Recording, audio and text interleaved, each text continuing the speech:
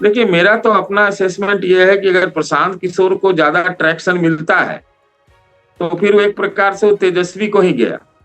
इसको आप समझ लीजिए। अभी जिस तरह से एक नया एक पुश दिखाई पड़ रहा है, वो चीजें तेजस्वी को फायदा पहुंचा रही है। सतीश जी, आपसे बात होके करीब मेरे ख्याल से 1.5-2 महीना हो गया बात होके, आपसे जो चुनाव के बारे में बात हुई थी।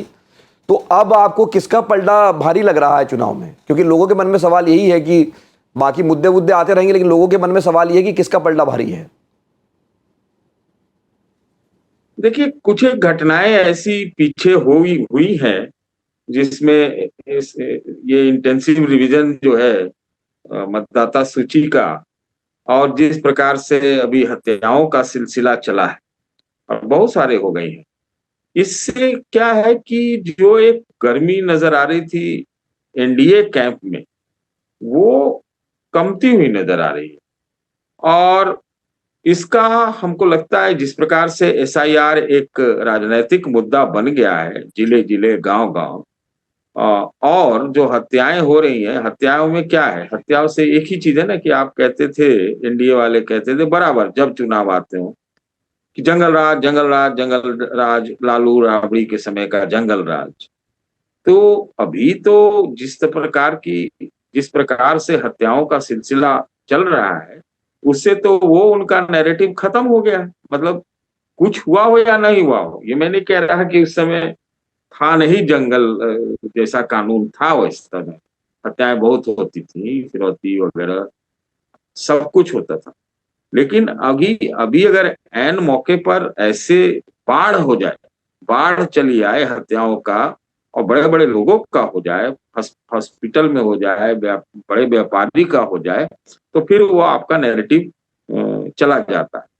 तीसरी बात है कि मैं बार बार ये कह रहा हूं सब जगह, और प्रयास कर रहा हूं कि ये बातें लोग सुने, कि बिहार में बेरोजगारी का इमरजेंसी है।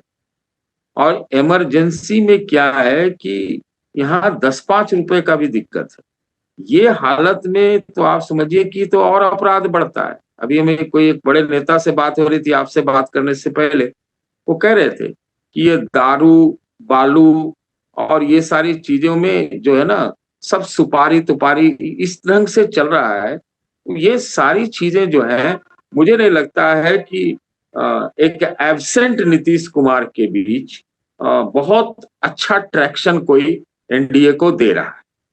जी।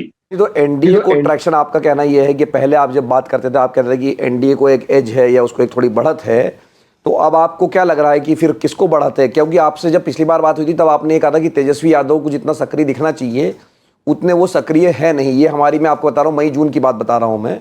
तो अब तो उनकी सक्रियता बढ़ी है।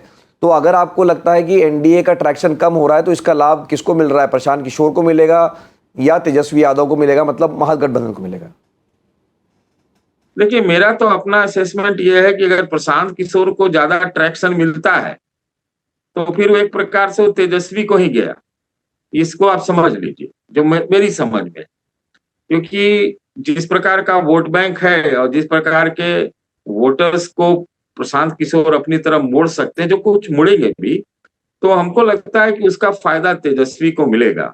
मैंने पिछली बार ये कहा था आपसे, आप जब उस बीच में आपसे एक बार और बात हुई आपके नीरज से चैनल पे, जी, हाँ तो जी। हाँ, तो मैंने ये कहा कि अभी जिस तरह से एक नया एक पुश दिखाई पड़ रहा है, वो चीजें तेजस्वी को फायदा पहुंचा रही है। भले ही उसने जिस ढंग से वो 20 में आए थे, जिस ढंग से काम करना चाहिए था और दिखना चाहिए था, वो नहीं दिखे।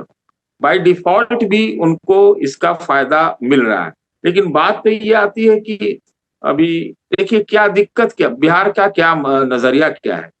पहली बात हम लोग ये देखें कि एक जो महागठबंधन कैंप है, चाहे आरजेडी के हैं, सब पार्टियों को ले लें, वो लोग 33% वोट से शुरू कर रहे हैं, 33% वोट से शुरू कर रहे हैं।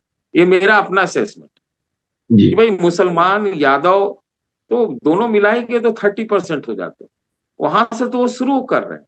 प्लस जो कांग्रेस पार्टी की तरफ से कम से कम इतना तो हम जरूर कहेंगे कि कुछ दलित वर्ग का वोट, या कुछ एक जो परंपरागत कुछ कांग्रेसी वोट रहे हैं, ये सब मिलजुल के इनको एक एडवांटेज दे रहा है, इसमें से कहीं कोई शक नहीं है।